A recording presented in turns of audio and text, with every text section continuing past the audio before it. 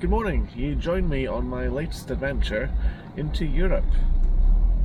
For this trip, my main goal is to visit the Alps and do as many alpine coasters as possible. The Alps are quite far away from where I live in Manchester, however, so it's going to be quite the adventure to get there. I've got some interesting things planned along the way though. First thing I have to do though is get into Europe itself, and for that you've got two options. You can either take the Channel Tunnel, or you can do as I'm doing, taking the ferry. The ferry generally takes longer, however it is cheaper, and it's kind of a little bit more relaxed, I think. One slightly annoying thing about the ferry is you do have to check in at least an hour before you leave, so there can be a bit of waiting around before your proper adventure starts. After a bit of delay though, it was my turn to board, so I parked up and settled in for a channel crossing that took a little bit longer than I expected. So unfortunately the ferry seems to be running about an hour late, which is kind of annoying as I had plans to do somewhere quite fun for lunch. Unfortunately, because it's running late, I'm going to have to head straight to the park. Otherwise I might not have time to do everything that I want to do today. So yeah, bit annoying. Thank you DFDS for being an hour late. No idea why, no excuse or anything was given, but it is what it is. Can try and make up some time on the road. We're about to head off into France and then into Belgium. Eventually I was able to drive off the ferry and into mainland Europe to head to my first destination, Bellewaerde, a theme park I'd only ever been to once before that's home to several unique attractions. Brand new for this year is a one-of-a-kind Intamin Rapids ride with an absolutely massive half-pipe as a signature element. Fortunately the sun was out, so I jumped in the queue for this attraction and prepared to face the water and get wet, all in the name of shooting a nice POV for my loving audience. Now, the ride does have some hidden features, so if you want to avoid any spoilers, I'd suggest skipping ahead at this point.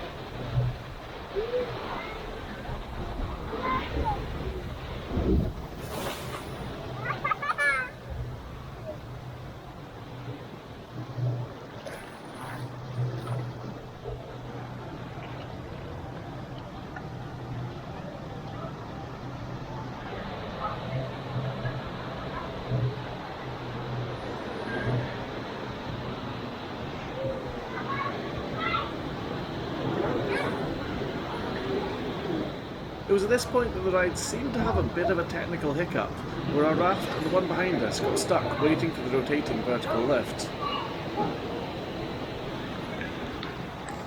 There seems to be a bit of a traffic jam. Soon enough, however, the lift restarted and cleared the way ahead of us. This lift's actually quite an interesting bit of engineering, as it combines a conveyor section, vertical lift and rotating column in a unique way.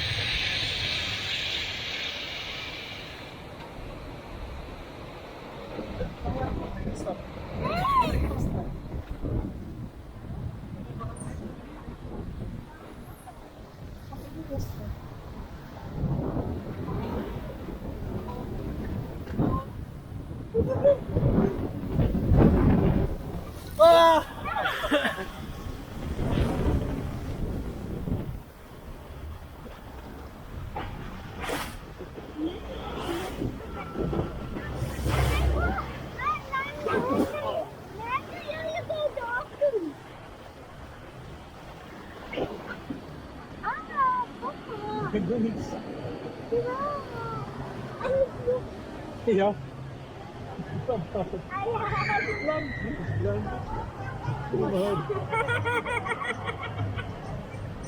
Wat wil je erop doen?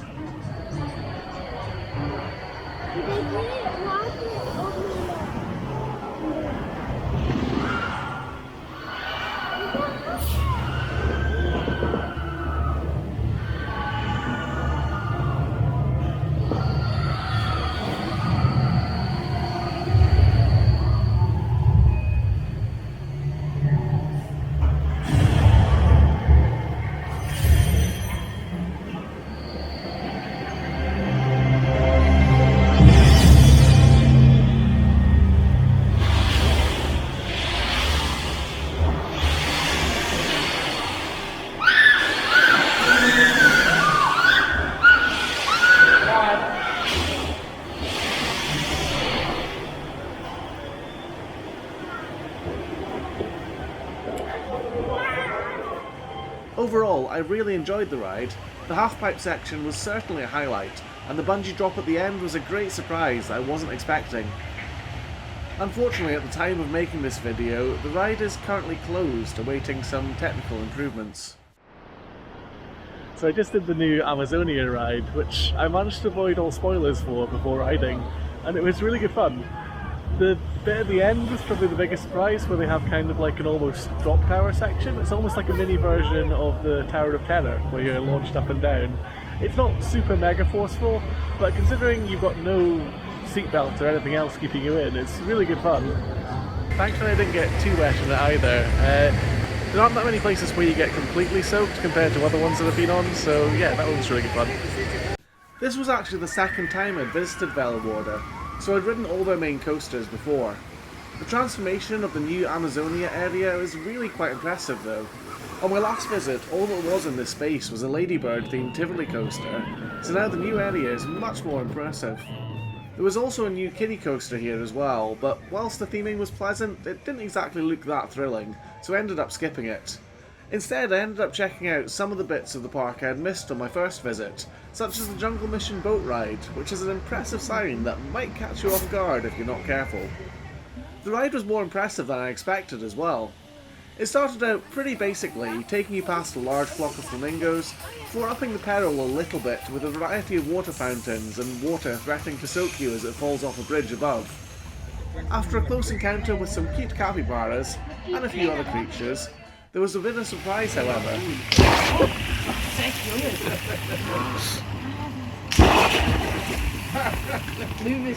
This actually caught me a bit off guard, and I did jump a little at the water explosion. Further on in the ride, there were a few other interesting scenes, including one that was possibly doing illegal drugs, while some more water sprays as well tried to get you. There was also an enclosure with spider monkeys, and at the end of the ride there was another show section. This had some smoke on the water effects before you enter a tunnel where this happens.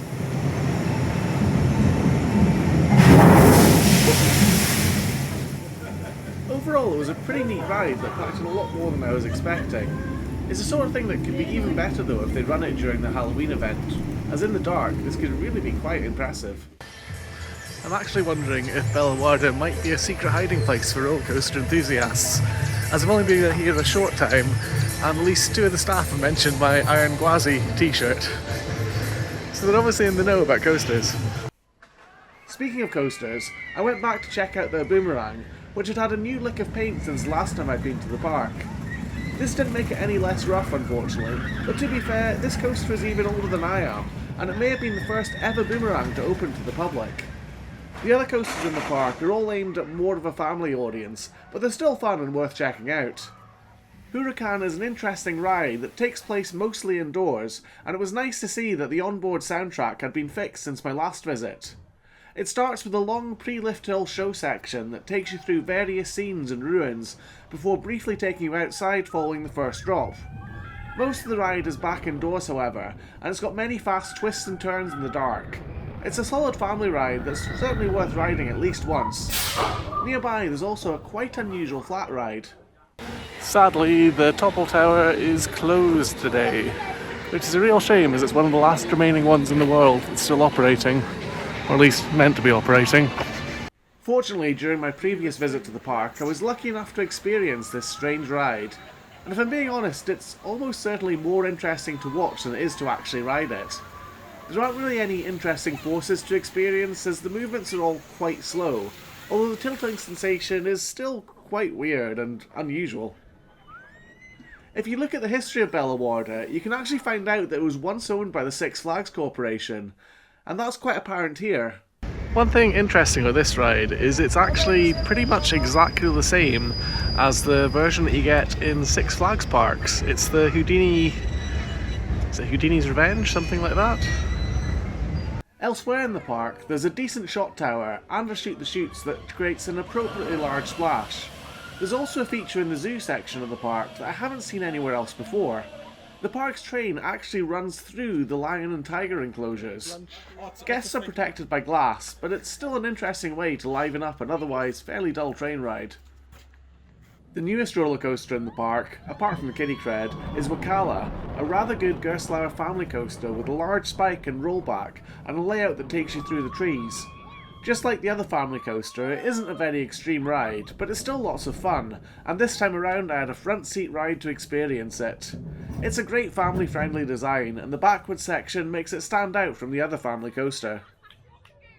Now, I know I mentioned at the start of this trip that it was all about alpine coasters, and well, Bellewaerde does have two of them, except on this trip I didn't ride them.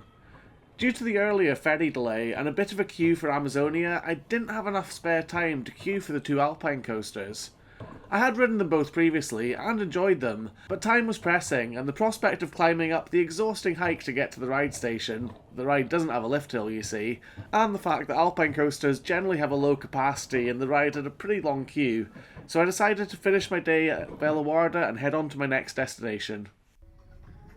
So it was just a fairly quick visit to Bellewaerde.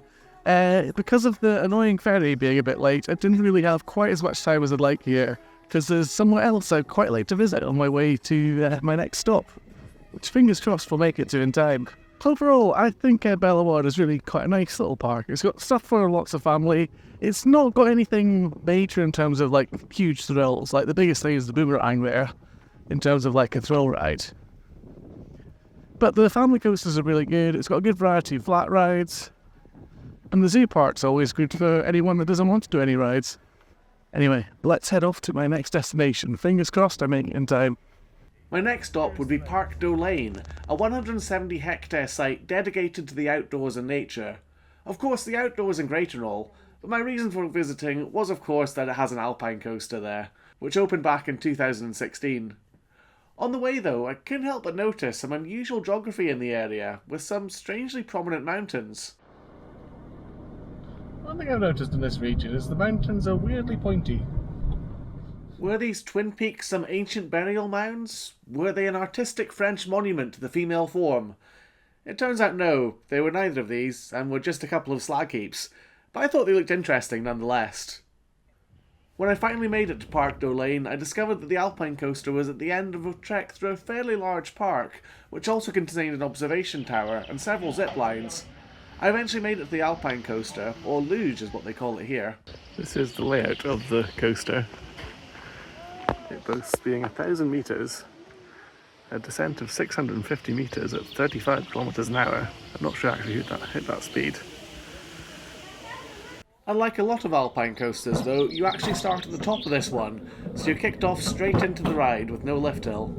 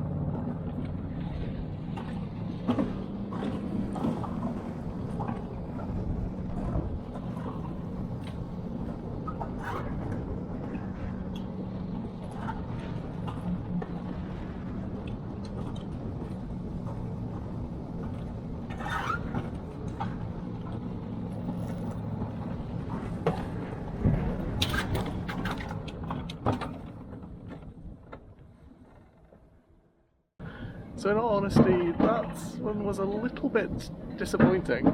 You couldn't really seem to get up any speed at all on this. There's automatic braking and trims all the way down. So yeah, you don't really get, there's no like little bunny hops or airtime hills or anything like that. Yeah, you live and learn, so I probably won't be coming back to this one. I mean, the area around it is really, really nice. There's also lots of cute dogs going around the whole area. But yeah, you just don't seem to get any speed on this. And what speed it is just killed off. I didn't use any brakes at all. And it's an okay track, but a bit disappointing. Oh well. Parking here was also a bit on the confusing side, as I wasn't really clear where to go, and you had to have quite a long walk to get to this actual coaster. You never know. Maybe there's more track further ahead. I somehow doubt it. So that just about wraps up the first day on continental Europe of this trip. Bellewaerde was really nice. The alpine coaster here at Parc was a bit disappointing, but it's another one ticked off. The more you ride, the more you learn. Anyway, tomorrow I'm off to one of my favourite parks in the entire world, Parc Asterix, so that should be awesome. I can't wait. For now, I've got about an hour and a half to go to my hotel, so I'd better get driving. Hopefully you've enjoyed this video. Vlogging doesn't really come naturally to me, as you may be able to tell. So let me know what you think, and any tips on how to improve would be greatly appreciated. Anyway, I've been Rollercoaster David, thanks so much for watching, and I'll see you again in another video very soon.